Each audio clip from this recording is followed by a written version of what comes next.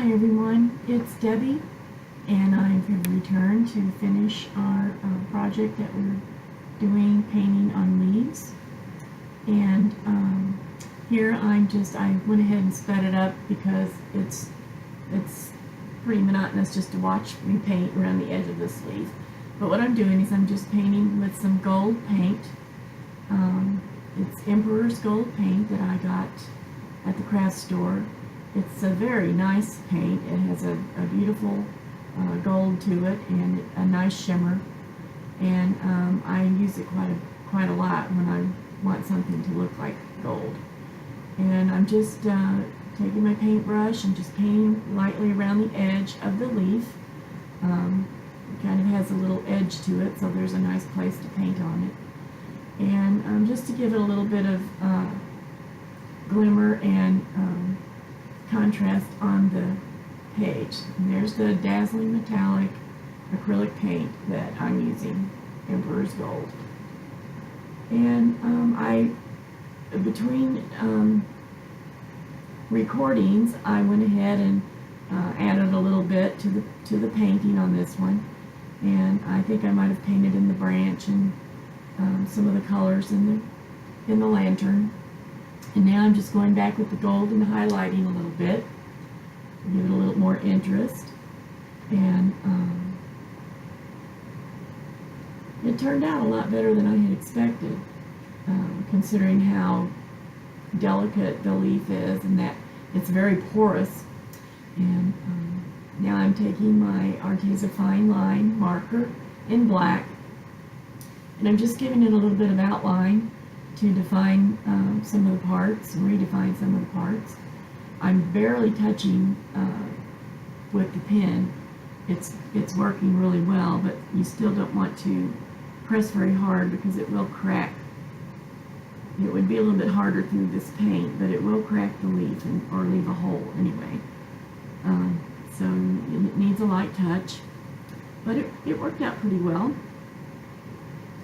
And I'm kind of liking it very much.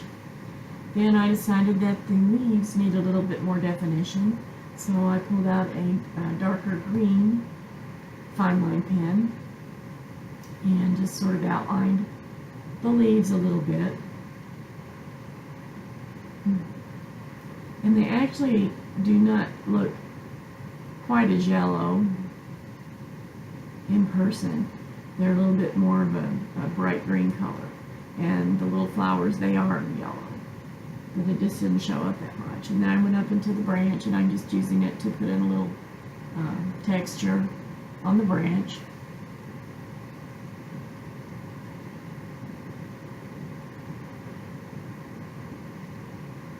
I've turned my paper over. I was using the back of it to paint on so that I could see it better. And I've turned it over, and I'm going to mount the leaf to this black paper. I decided to mount it on black. And I'm just kind of looking to see which way I would like for it to go. And I decided to just do straight on, mount it straight on there. And I'm just using Eileen's tacky glue. It won't take very much of it, and I don't really want it to show very much either. So I'm just sort of going down the spine of the leaf and a little across the lantern and then on up the spine. And so it's going to be behind glass, framed behind glass, so I don't have to worry too much about it being stuck down every little piece of it. But I do want to make sure it's mounted on there and it's not going to move around inside the frame.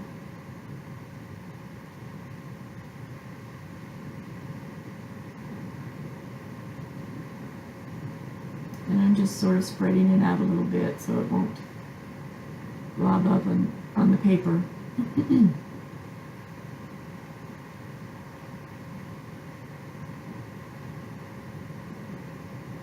And just eyeballing it, getting it in the center of the paper, and making sure I have enough room around all the edges so that nothing will be under the edge of the frame. once it's put in the frame. And just gently pressing on it.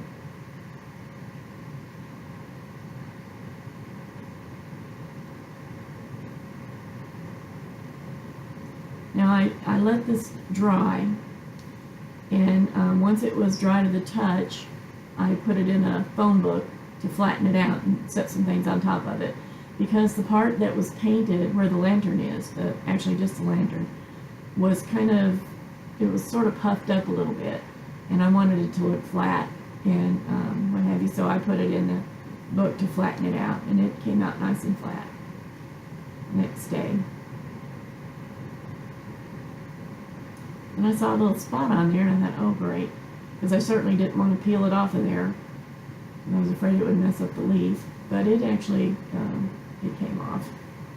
I don't know what it was. It doesn't show in the frame under the glass.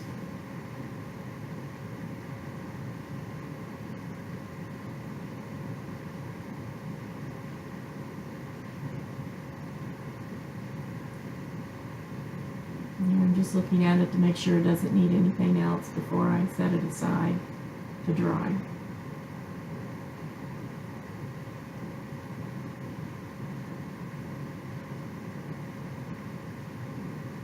I tried out the frame just to see how I thought it would look. That's actually my overhead light shining in the glass of the frame. Then I realized that I needed to sign it. So I thought, well, I'll just use a white pencil. So I pulled one out. It's a Scriball all-surface pencil. And that's just, the paper is just regular scrapbooking paper. It's kind of a thick cardstock. And I thought this pencil would work. So I decided, well, I better sharpen it pretty well, because it was fairly small area to write my name. This is my favorite pencil sharpener. The first side that I'm doing now sharpens the pencil so that it's long, the sharpened part is long. And then the second side sharpens the point. I was just trying to get it as sharp as I could.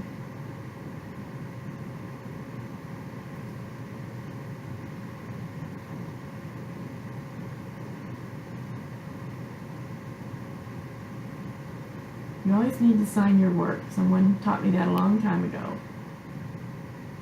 So I usually do, no matter what it is. I try to sign it somehow. Well, here I realized that, oh, okay, this pencil's not going to work. So I decided that I'll erase as much as I can, and then I'll get a dip pen and use some ink to do it.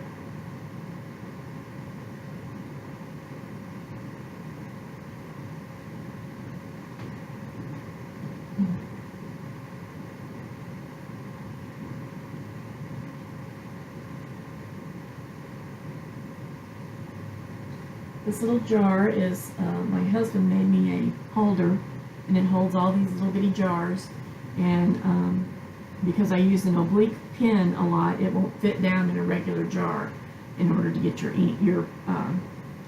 ink without making a mess. So he made me a little holder. It's just a little square block of wood that has holes big enough to fit these little jars, and I think I had like maybe 8 little jars in there. Right now I'm using calligraphy ink by Winsor Newton, and it's just white calligraphy ink. But I put them in, from the dropper bottles, I put them in these little jars, and that way my pen will fit all the way into the bottom, and I just keep the little jar filled up, and when I need to use it, it's right there. And that way I don't have to open my dropper bottles that often, and they don't dry out as bad either. You see, this is not an oblique pen, but I thought, well, I better try this out before I try it on with the leaf. I don't want to mess up again. And I determined that it would work okay, and the ink was flowing, the pen was working, so you always need to test these things. Otherwise, you come out with something that you can't give to someone or sell or whatever you're trying to do with it.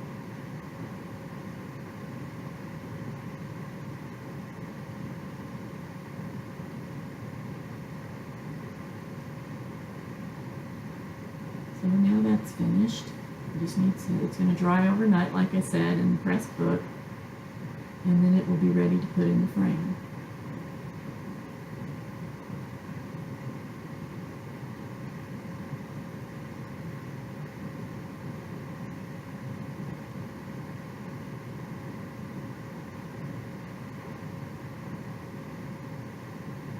So I already had the other leaf with the roses. I already had it pressing. So when I took them out, I framed both of them. The maple leaf I glued onto a piece of watercolor paper. I deckled the edges and used ink on the edges to blend it in so that it looked a little bit aged. And then I glued the watercolor paper onto a black sheet so it has a black edge just around the watercolor paper.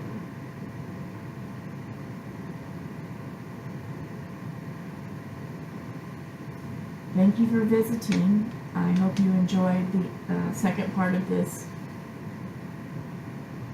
process of painting on leaves. And I hope you try it. It's a lot of fun. Please give me a thumbs up if you had a good time. And please come back again. Bye-bye.